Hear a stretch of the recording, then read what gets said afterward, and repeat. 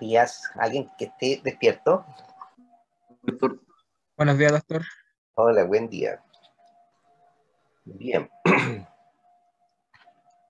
vamos a empezar la clase que tiene relación con la hipertensión arterial. Ustedes ya vieron la fisiopatología de la hipertensión arterial, ¿no es cierto?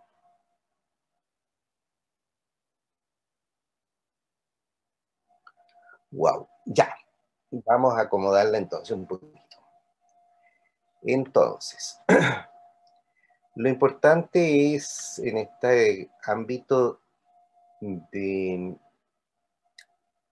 la fisiología y fisiopatología eh, cardiovascular, es que la hipertensión entonces es una importantísima enfermedad crónica que está relacionada con un aumento del riesgo cardiovascular, que es materia, ¿no es cierto?, que ustedes van a revisar en la clase.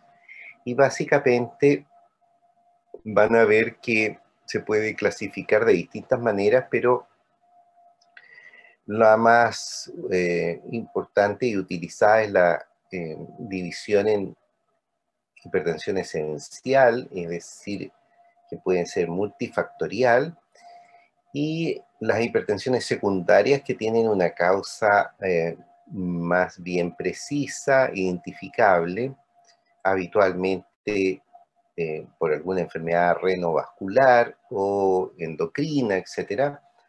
Puede entonces el paciente presentar cifras tensionales elevadas.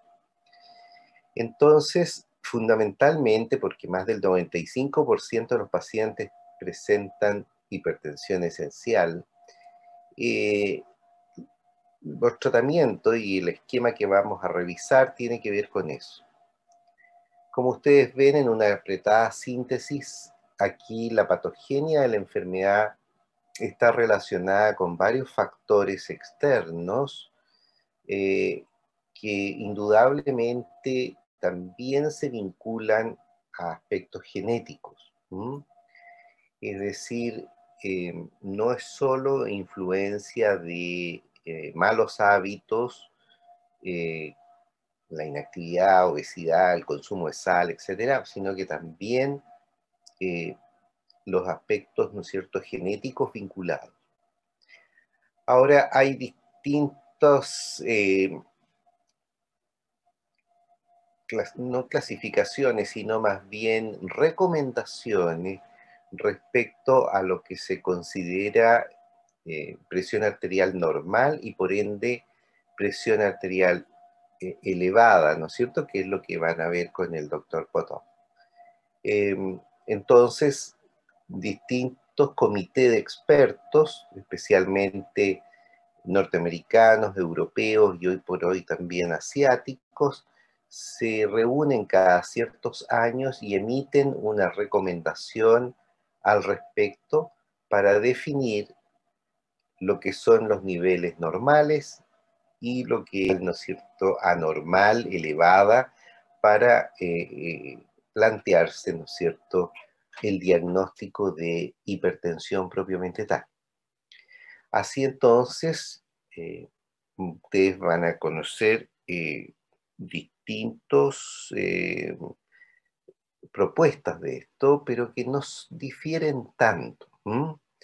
Lo importante entonces es, eh, obviamente, estar al día con estas recomendaciones de los comités de expertos para poder eh, ir modificando, ¿no es cierto?, los criterios de diagnóstico.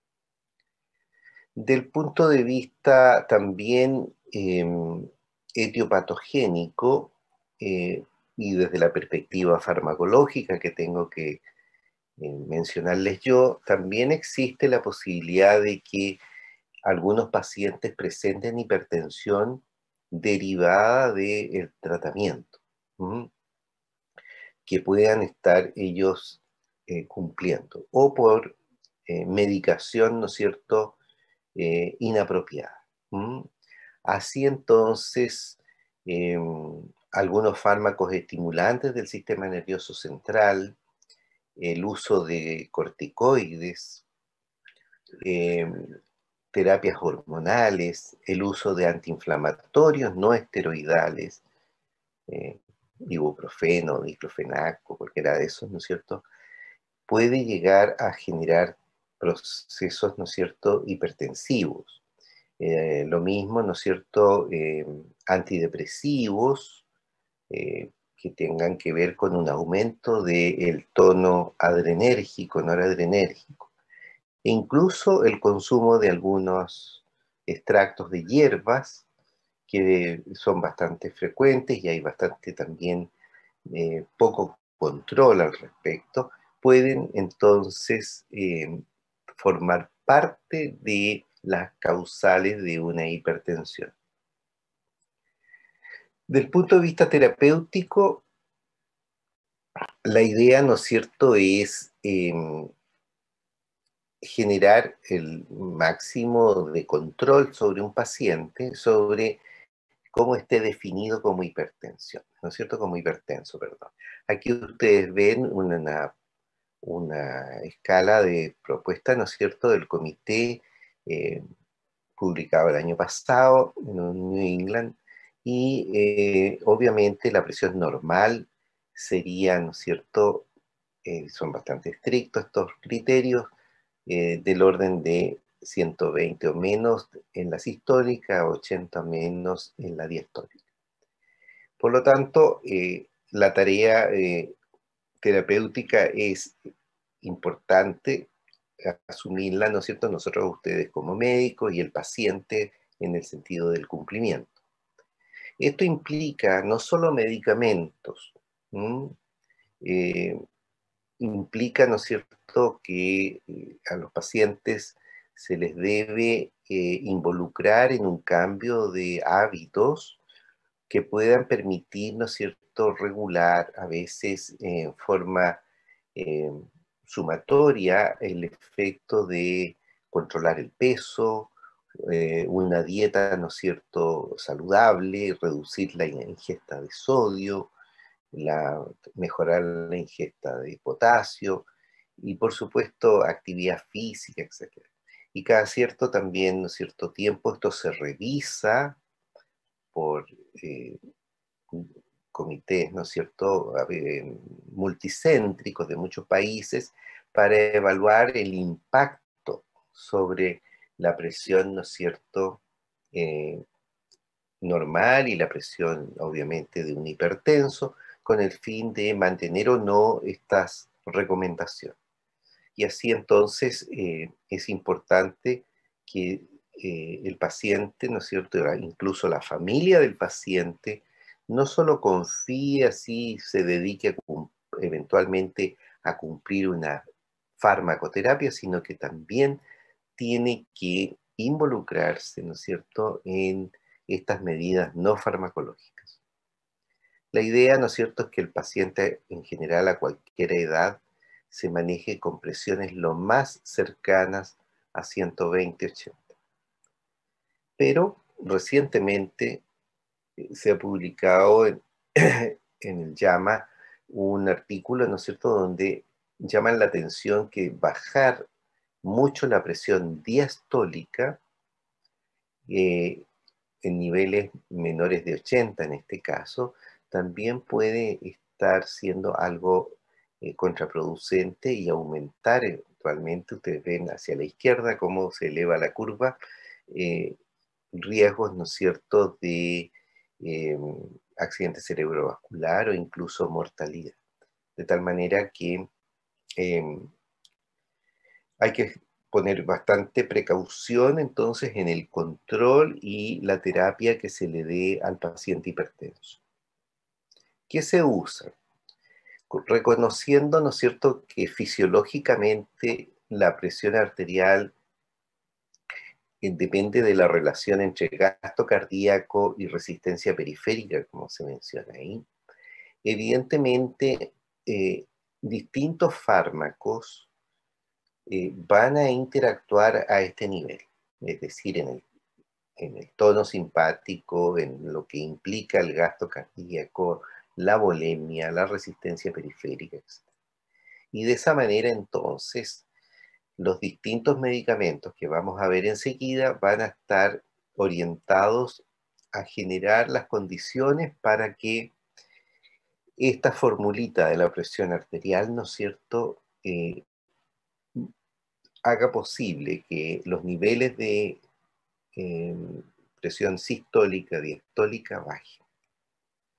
El uso de diuréticos ha sido, digamos, un clásico de la terapia antihipertensiva, dado que aumentan la diuresis, la cantidad de orina, y la natriuresis, es decir, la eliminación de sodio.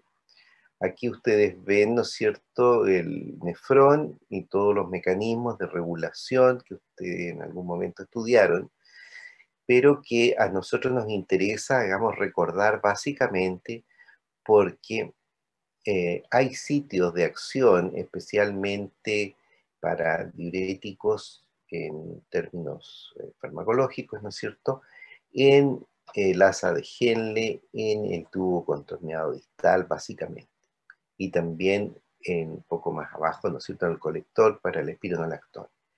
Estos son sitios, ¿no es cierto?, que son importantes de recordar porque la terapia diurética no solo la vamos a ver en este plano de la hipertensión, sino que también en otras enfermedades, ¿no es cierto?, cardiovasculares, renales.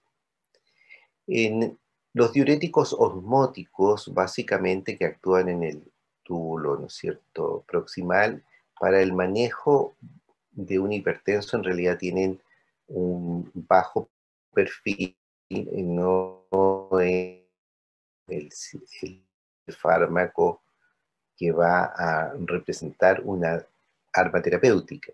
Distinto es el caso de los diuréticos tiacídicos, donde estos fármacos actúan a nivel del túbulo distal, ¿no es cierto? Y van a generar un bloqueo en la reabsorción de sodio, ¿no es cierto? Y eso nos implica que mejoramos eh, o aumentamos, ¿no es cierto?, la natriuresis y la diuresis. Fármacos como la hidroclorotiazida se clasifican como diuréticos de moderada potencia, eh, pero tienen un techo terapéutico. Eso significa que llega un momento, aunque se aumente, se doble o se triplique la dosis, el efecto clínico no va a aumentar. ¿Mm? Acá tienen ustedes a la izquierda arriba, ¿no es cierto?, en rojo el sitio de acción luminal, ¿no es cierto?, en el túbulo, eh, donde va a interactuar con un cotransportador de sodio-cloro, ¿no es cierto?, el diurético tiacídico, y eso va a significar, ¿no es cierto?, un aumento, como les digo, de la pérdida de sodio y agua. Pero hay que tener claro que producto de este mismo mecanismo, los pacientes pueden evolucionar con una hipocalemia. Y así también un efecto que muchas veces se considera de beneficio es el incremento de la reabsorción de calcio. Los efectos hemodinámicos de la terapia tiacídica, ustedes la pueden ver en este cuadrito, que es un clásico que lleva muchísimos años ya de haberse evaluado, y donde podemos ver, ¿no es cierto?, qué pasa con la presión sistólica, la diastólica, el volumen plasmático, etcétera, y durante el periodo, ¿no es cierto?, en que se usa el diurético, que está en la columna verde, vemos cómo se manifiesta, ¿no es cierto?, el efecto clínico. Y posteriormente, ¿no es cierto?, qué pasa si se suspende el tratamiento.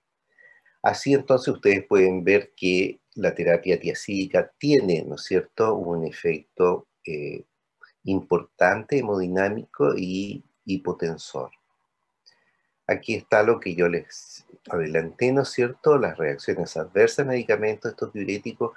Hay que estar atento a que eventualmente se pueda desarrollar una hipocalemia, hipopotasemia, ¿no es cierto?, que puede ser sintomática, incluso llevar a una alcalosis metabólica. Otros pacientes podrían evolucionar hacia una hiponatremia. También se han visto casos de hiperuricemia, de ácido úrico alto, por mayor reabsorción de uratos, ¿no es cierto? Y más raro, pero también está mencionado en el listado de reacciones, eh, estados de hiperglicemia, ¿no es cierto?, secundarios a una respuesta a la hipocalemia que hiperpolariza la célula beta pancreática y no se libera insulina. Todos, como ustedes ven, fenómenos que pueden ser seguidos, evaluados, ¿no es cierto?, en el curso del tiempo. El uso de diuréticos de ASA en el hipertenso, eso significa que interactúan en una zona de alto intercambio, ¿no es cierto?, en el asa de Henle, genera obviamente un efecto de mayor potencia diurética y natriurética, en el caso de la furosemida. Pero también por estas mismas razones, en general tiene un uso bastante más limitado. Solamente en casos, yo diría, de situaciones más críticas y eventualmente en el manejo de otros pacientes cardiovasculares. Ahí tienen ustedes el mecanismo de acción de los diuréticos de ASA, donde aparece, ¿no es cierto?, la acción sobre el cotransportador de sodio-potasio 2-cloros, y eso va a generar una pérdida importante también de potasio, puede llevar, ¿no es cierto?, también a una pérdida importante, en este caso, de calcio y de magnesio, con elementos que muchas veces no se consideran hasta que el paciente eventualmente pueda presentar alguna complicación derivada de esta reacción eh, adversa colateral, ¿no es cierto?, que altera profundamente los niveles de electrolitos. En general, entonces, los diuréticos tienen responsabilidad terapéutica en cuanto al manejo de la bulimia, derivado de la pérdida de volumen, ¿no es cierto?, y en este caso también de la caída en los niveles de sodio, lo cual va a tener una significancia más lenta, pero se va a instalar en cuanto a disminuir la resistencia periférica.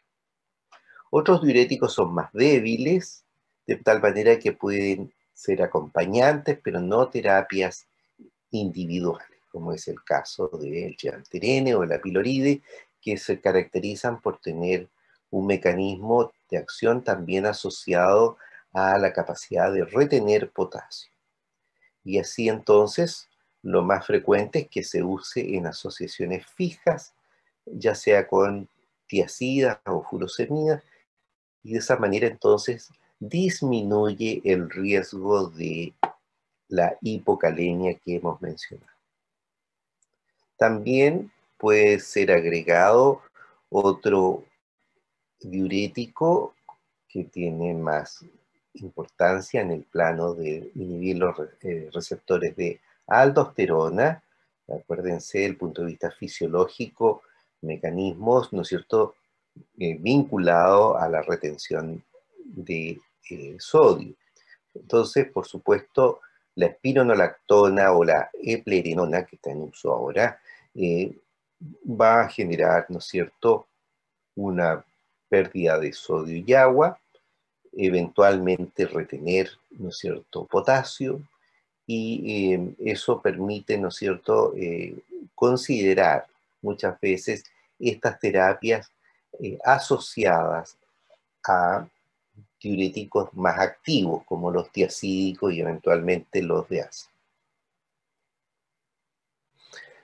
En esta tabla tienen algunos datos de tipo más bien cinéticos, ¿no es cierto?, de biodisponibilidad, el porcentaje, la vida media, ¿no es cierto?, y cuánto dura el efecto clínico.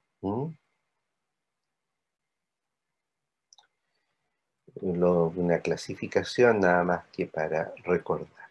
No tiene.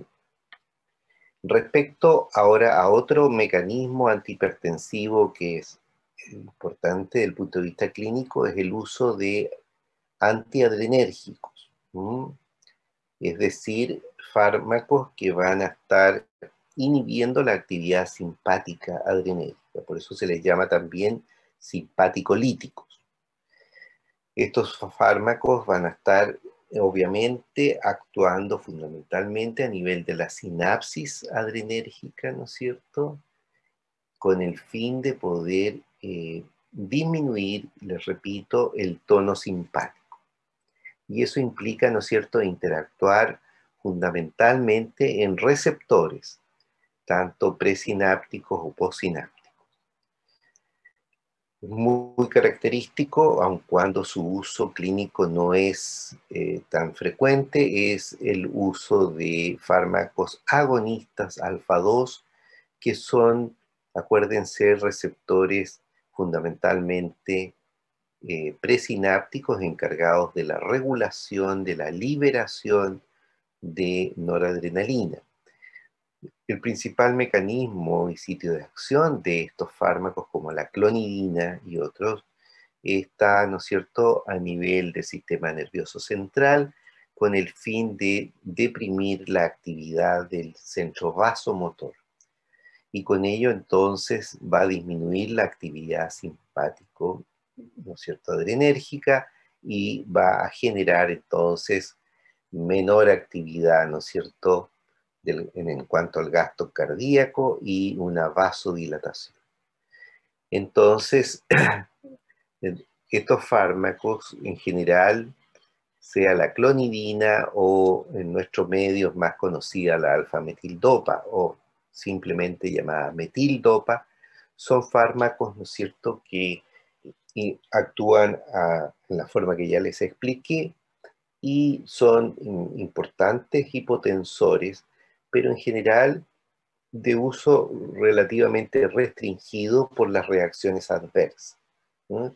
Y en común tienen, y por la acción central, a nivel del sistema nervioso central, obviamente eh, a veces muy marcada el efecto de sedación.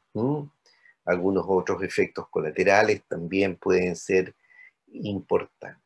Ahora son fármacos ya muy estudiados, se les conoce lo bueno y lo malo, de tal manera que incluso están aceptados para el manejo de la hipertensión del embarazo. Respecto a los receptores alfa-1, ustedes recordarán, ¿no es cierto?, que estos receptores están básicamente en las arteriolas y venas, de tal manera que el bloqueo de alfa-1 va a significar vasodilatación. Y así entonces fármacos como el prazosin o el doxazocin van a tener entonces un efecto vasodilatador vía bloqueo alfa-1 y con ello va a bajar la presión. El problema de esto es que puede a veces ser una intensa vasodilatación y el paciente puede tener, digamos, incluso evidencias de hipotensión ortostática, es decir, cambios de posición mal tolerados, incluso con riesgo de caída. Algunos alfa-1 bloqueadores, antagonistas, ¿no es cierto?, que tienen menos efecto sistémico, están en uso también con fines urológicos, reconociendo la importancia que tiene la presencia de receptores alfa-1, especialmente en el esfínter, ¿no es cierto?, de la musculatura lisa de la vejiga y próstata, de tal manera que es una indicación frecuente para los fenómenos de prostatismo. Aquí lo importante entonces es la vasodilatación. Ahí está un poquito más destacado en el color más bien rojo ladrillo, ¿no es cierto?, la hipotensión ortostática postural. Dada la hipotensión, hay taquicardia refleja, ¿no es cierto?, a veces dolor de cabeza y otros efectos que en definitiva pueden hacerlo mal tolerado el tratamiento. Eso significa en la práctica que son pocos los pacientes que se tratan con bloqueadores alfa-1. El uso de beta bloqueadores es obviamente más común, pensando básicamente, ¿no es cierto?, en llegar a interactuar especialmente con los receptores beta 1 cardíacos. Entonces, lo que se prefiere obviamente es una acción a este nivel, dado que todo lo que se refiere al gasto cardíaco en la fórmula de la presión, ¿no es cierto?, va a estar intervenido. Así entonces la disminución de la contractilidad y la frecuencia cardíaca va a tener especial importancia y va a ser predominante. Además, para varios de estos fármacos, el uso prolongado se ha visto asociado a una disminución en la liberación de renina. Por lo tanto, también el eje renina-angiotensina-aldosterona, ¿no es cierto?, va a tener menos actividad. Respecto a la clasificación de fármacos beta bloqueadores, es muy importante reconocer que hay algunos que son no selectivos, eso significa que actúan también sobre los receptores beta 2. Por lo tanto, si actúan en forma no selectiva, les repito, va a actuar sobre beta 1, que es beneficioso, pero beta 2, acuérdense, los beta 2 están en los bronquios. Por lo tanto, si yo bloqueo estos receptores, pueden ser muy crítica la situación en pacientes con asma, EPOC, etc. Por lo tanto, los de primera línea son los selectivos beta 1.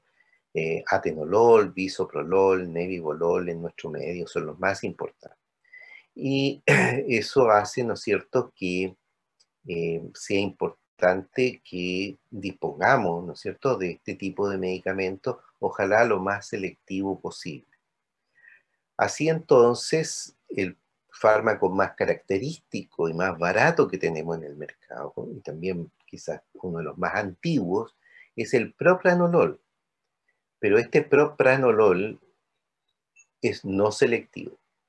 Por lo tanto, hay que tener cuidado, ¿no es cierto? Y ojalá no usarlo en pacientes con patología respiratoria.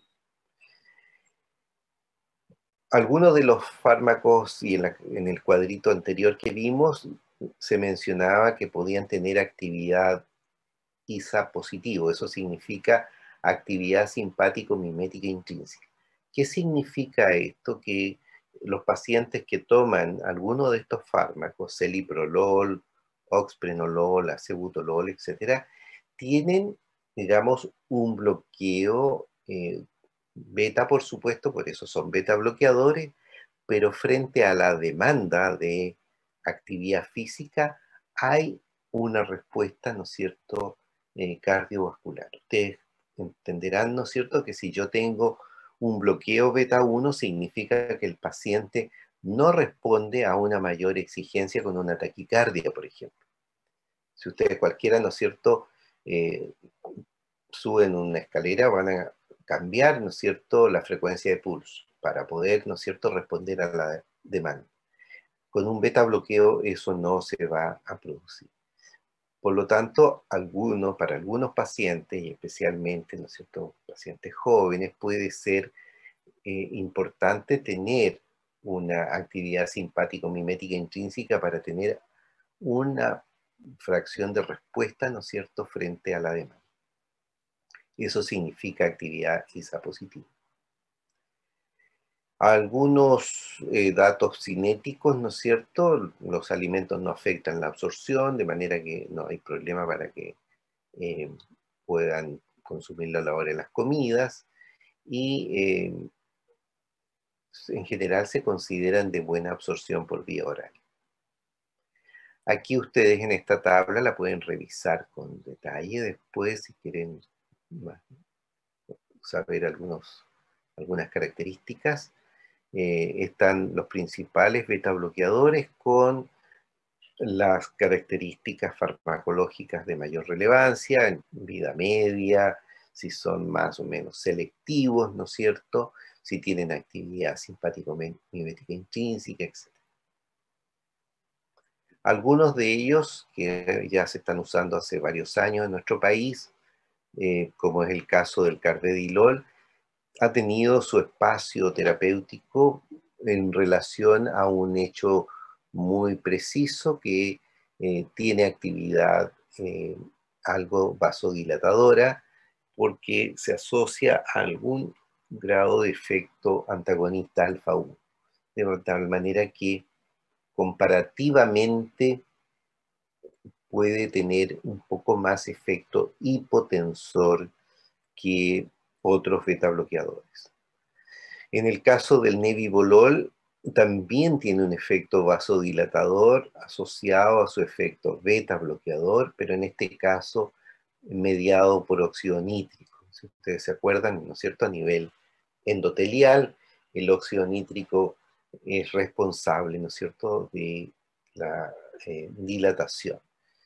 Y en este caso, entonces, el nebivolol tendría, digamos, una actividad que promueve la disposición de óxido nítrico, y eso es un efecto beneficioso. Efectos adversos son básicamente asociados a su acción, ¿no es cierto? Bradicardia, que puede ser a veces importante, ¿no es cierto? Obviamente pulmonar, especialmente para los no selectivos. Se asocia mucho en muchos pacientes la sensación de fatiga. Hay también descrito alteraciones del sueño, etcétera, o alteraciones de la sexualidad. De tal manera que hay que estar atento, ¿no es cierto?, a monitorizar los pacientes tratados con beta bloqueadores. Las indicaciones fuera de la hipertensión oftalmológica, en la etapa crítica del hipertiroidismo, para bloquear fundamentalmente, ¿no es cierto?, el estado adrenérgico de los pacientes con esta patología, y en enfermedades neurológicas ha tenido algún éxito, ¿no es cierto?, el uso preventivo, digamos, de beta bloqueadores en el manejo de migrañas y en el manejo de temblor, esencial. Cuando el paciente tiene temblor, especialmente a veces de tipo más bien familiar, hereditario, estas familias que tienen, entre comillas, mal pulso, pueden beneficiarse, ¿no es cierto?, con pequeñas dosis de beta bloqueadores. Contraindicaciones ya las mencionamos. Especialmente siempre hay que acordarse de pacientes respiratorios, especialmente con los no selectivos. Y por supuesto que ya tengan alguna alteración cardíaca, ¿no es cierto?, un bloqueo auriculoventricular, sin duda. El uso de vasodilatadores que tienen que ver, en este caso, con canales de calcio es importante. Las fibras, ¿no es cierto?, del músculo liso vascular puede ser entonces intervenida farmacológicamente y bloquear especialmente los canales lentos de calcio. Y esto entonces implica que la respuesta, ¿no es cierto?, de contracción muscular, contracción arteriolar, básicamente nos interesa, va a estar, ¿no es cierto?, inhibida. Y así entonces tenemos distintos fármacos en uso, en nuestro país todos, de bloqueadores de canales de calcio, que tienen entonces esta acción sobre los canales lentos de la musculatura lisa. Así entonces hay importante, digamos, uso de dihidropiridinas, que son las de abajo, que donde está la nifedipina, amlodipino, etcétera, que son fármacos que ustedes van a escuchar o han escuchado frecuentemente hablar, y que en realidad es muchísimo los pacientes que están en tratamiento con este tipo de antagonistas o bloqueadores de calcio.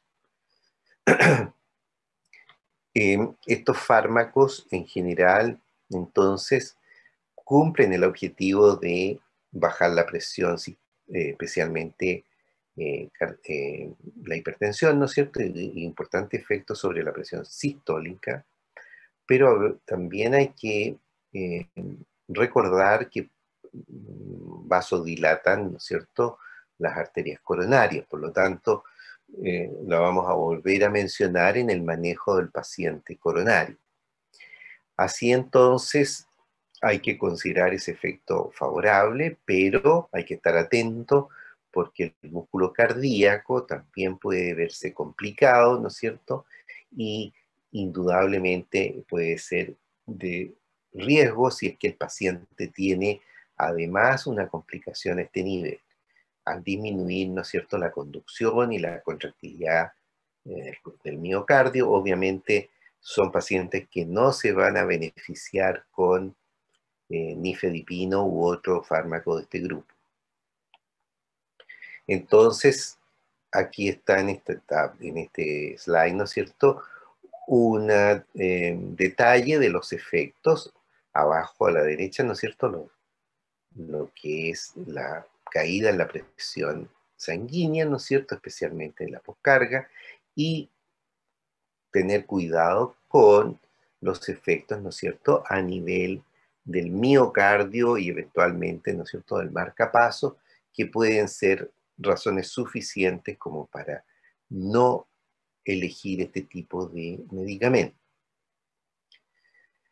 Son en general bien absorbidos por vía oral, ¿no es cierto?, y son fármacos de bastante ya experiencia acumulada, muchos años. Aquí tenemos los principales, ¿no es cierto?, con sus características farmacológicas, ¿no es cierto?, de vida media, la frecuencia, ¿no es cierto?, de uso derivado de su vida media. Ustedes ven, por ejemplo, el amlodipino tiene una importante, digamos, y prolongada vida media versus la nifedipina, ¿no es cierto?, que tiene una corta vida media. Por lo tanto, lo que ustedes van a ver o han visto, ¿no es cierto?, es que los pacientes usan un nifedipino de liberación retardada o liberación prolongada, como también se llama, porque tienen que prolongar, entre comillas, ¿no es cierto?, esta corta vida media que tiene el fármaco. Acá está la diferencia que marcamos al principio entre la hidropiridina, que son las más conocidas, ¿no es cierto?, y los otros tienen más efecto y más indicaciones como antiarrítmicos. Efectos adversos, hipotensión, taquicardia refleja, ¿no es cierto? Es relativamente frecuente que los pacientes, especialmente al principio del tratamiento, se quejen de cefalea pulsátil por el efecto vasodilatador, ¿no es cierto? Y también aparezca edema perimaleolar en los tobillos, producto de la vasodilatación. Muchas veces puede ser motivo de preocupación del paciente, ¿no es cierto? Y hay que explicarle que es efecto del tratamiento.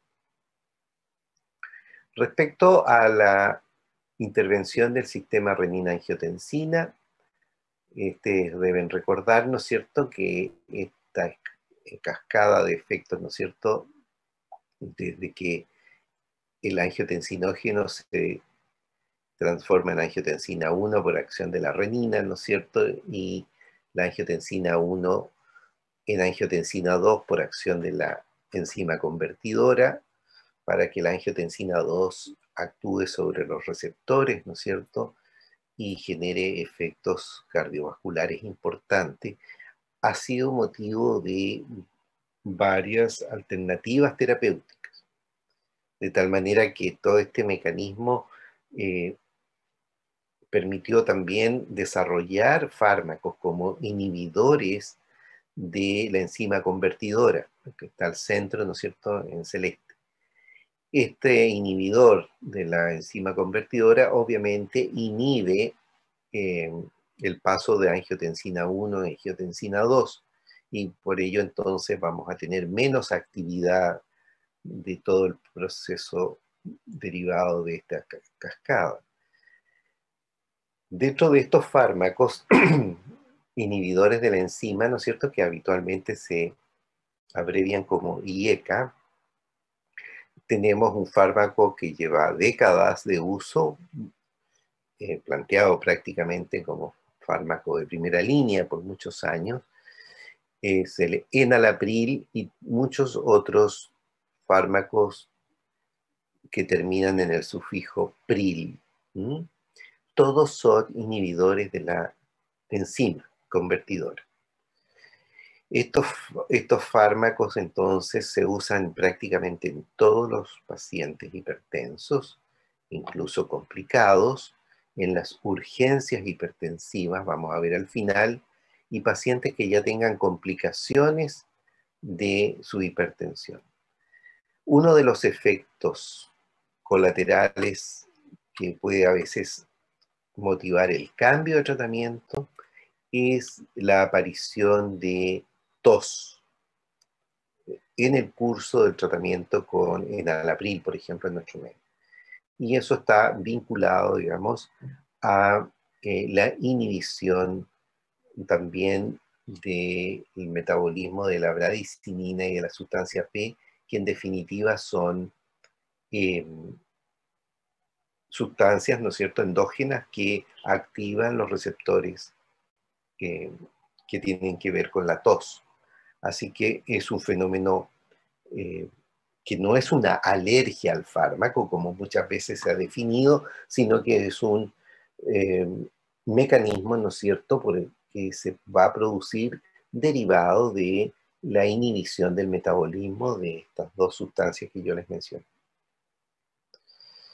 Es una tos irritativa, como le llamamos, ¿no es cierto?, habitualmente una carraspera, que puede ser muy incómoda porque puede complicar hasta para comer.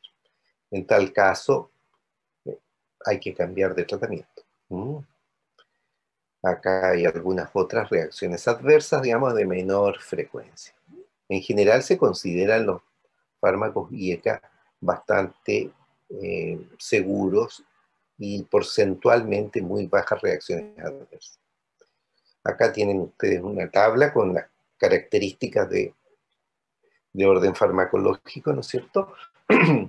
Y como un detalle, por ejemplo, si se fijan en enalapril, que es el cuarto de la fila, ¿no es cierto?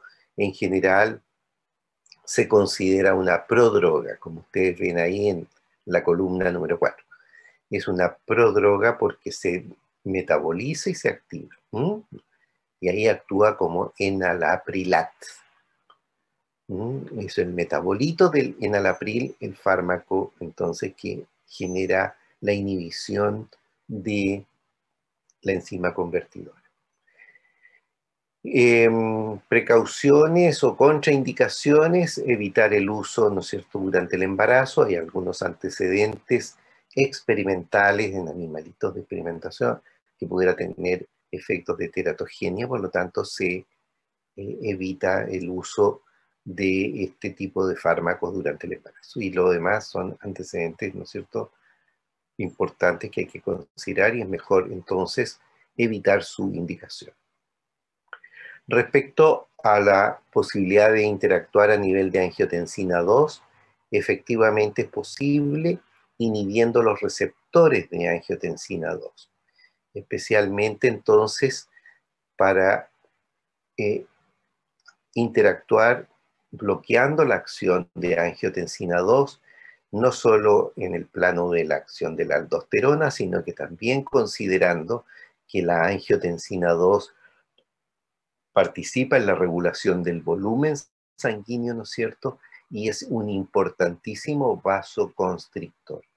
De tal manera que la interacción, como recién les decía, de un fármaco que bloquea los receptores de angiotensina 2 resulta sumamente importante. Especialmente son receptores de tipo 1, donde está la estrellita roja marcando, ¿no es cierto?, en este slide. De esa manera, entonces, bloqueamos los receptores de angiotensina 2 de tipo 1, para que no se confundan, y de esa manera vamos a influir, ¿no es cierto?, en mecanismos de gran trascendencia cardiovascular, como ustedes pueden leer ahí: vasoconstricción, la relación sodio-agua, ¿no es cierto? Aldosterona, activación simpática, etc. Fármacos, aquí están todos los que terminan en el sufijo sartán. En nuestro medio, el más usado es el losartán, ¿no es cierto? Pero están disponibles también en el mercado las otras alternativas que pueden ser en algún caso más cómodas en cuanto a su indicación, dado que tienen vidas medias un poco más largas y se pueden usar solamente una vez al día. ¿Mm? Respecto a reacciones adversas, estos son fármacos que en general tienen muy buena tolerancia, un perfil muy bajo porcentualmente de reacciones adversas menores, de tal manera que son bastante seguros, ¿m? Y bien tolerados, les repito. Contraindicaciones, también se ha tomado la indicación de evitar su uso en el embarazo, por lo mismo que les mencionaba para los IECA, ¿no es cierto? Y hay menos información disponible respecto a, por ejemplo, el uso en la lactancia, etc. Otro fármaco relacionado a esta área, ¿no es cierto?, ha sido el uso de un inhibidor de la renina, un fármaco que parecía en general bastante promisorio, digamos, pero que en general, a pesar de que ya yo creo que son no menos de 10 años que está en el mercado, el uso de alisquireno no ha sido, digamos, tan relevante, pero existe y es una posibilidad, ¿no es cierto?, de inhibir en forma directa, ¿no es cierto?, la renina, y con eso entonces obviamente no va a poder estar disponible la renina para eh, la conversión de angiotensinógeno en angiotensina 1. Es de administración oral, en general una vez al día, digamos. No es un fármaco de fácil accesibilidad, es bastante caro, digamos, tiene un costo elevado, de manera que son pocos los pacientes que han tenido experiencia con este fármaco. Otros fármacos que están en uso son antiguos, vasodilatadores, con un mecanismo de acción un poco en duda, que es el caso de la hidralazina. Es un fármaco que está disponible en todos los centros de salud. Es un fármaco que en estos últimos años se ha planteado que su efecto vasodilatador estaría relacionado a un aumento del óxido nítrico y con ello entonces una relajación muscular, ¿no es cierto?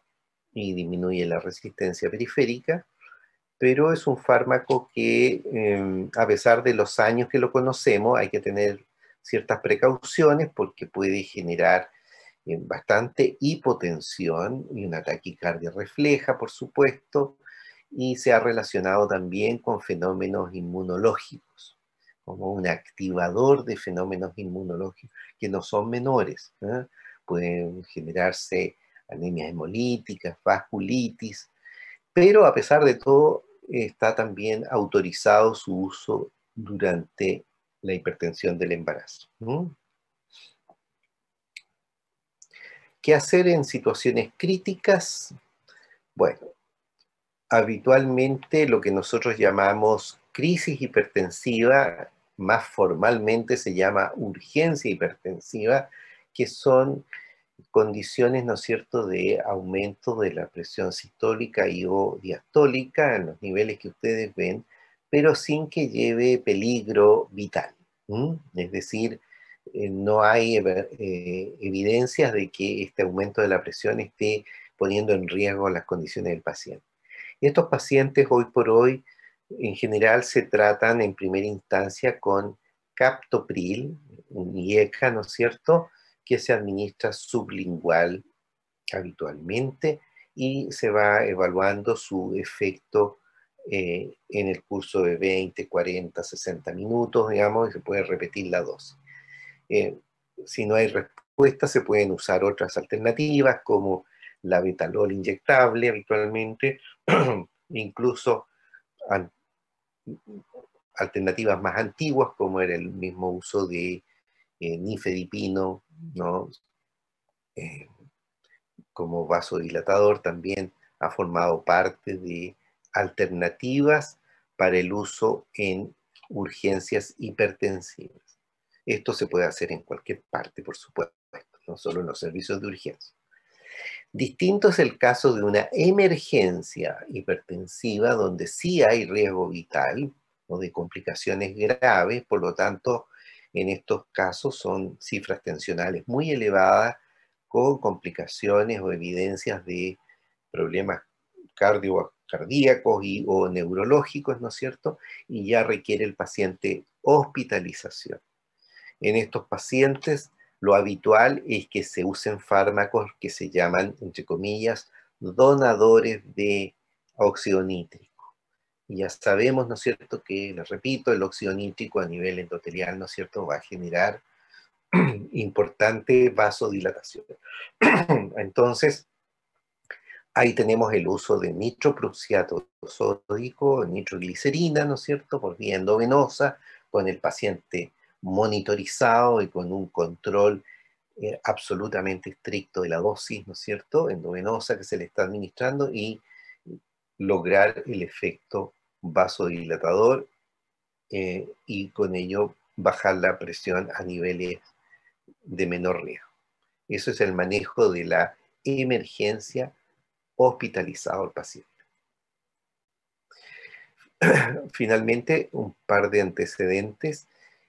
Ustedes van a ver que hoy por hoy se están usando muchos esquemas de tratamiento antihipertensivo donde lo clásico que era usar una monoterapia, es decir, un fármaco de los que hemos revisado en esta clase, se ha ido cambiando por el uso de mezclas de fármacos, normalmente en dosis mínimas efectivas, de tal manera de interactuar por distintos mecanismos.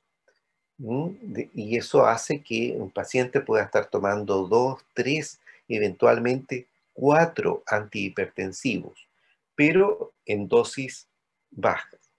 Eso no significa que el paciente esté más grave, sino que significa que se está cambiando un poco el modelo de abordaje con el fin de usar varios fármacos, varios mecanismos de acción entonces, pero con un bajo perfil o un bajo riesgo de reacciones adversas.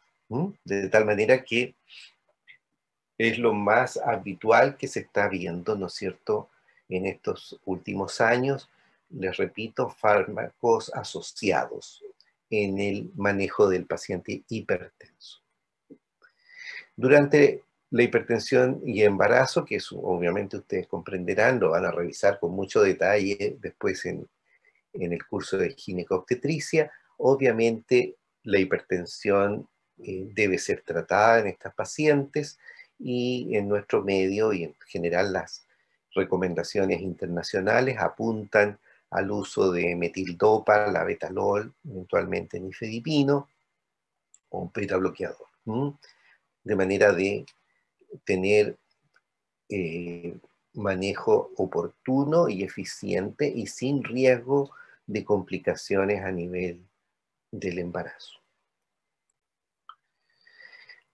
Recientemente y eso lo están haciendo con cierta frecuencia, ¿no es cierto?, se apunta a llamar la atención sobre nuevos fármacos orientados a este número creciente de hipertensos que hay en el mundo, digamos, y como ustedes ven, hay nuevos mecanismos, ¿no es cierto?, de acción que probablemente a ustedes les toque también indicarlos, ¿no? Inhibidores de receptores para la endotelina, ¿no es cierto?, interactuar a nivel, ¿no es cierto?, del sistema nervioso central, inhibidores de la absorción intestinal de sodio, incluso hasta una vacuna antiangiotensina 2, es decir, muchas opciones terapéuticas.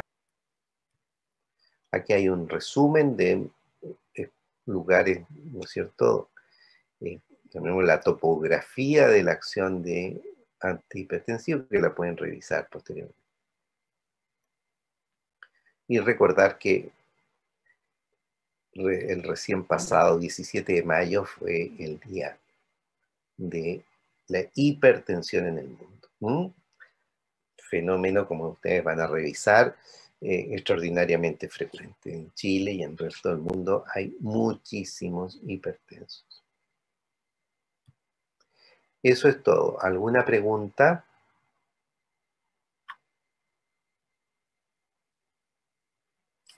¿Alguna duda?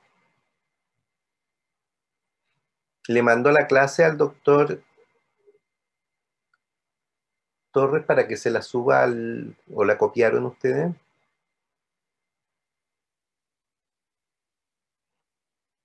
Ah, perfecto. Ya, muchas gracias. Muy bien. Si no hay preguntas, que les vaya muy bien. Parece que tenemos otra clase con ustedes esta semana, ¿o no? Creo que sí.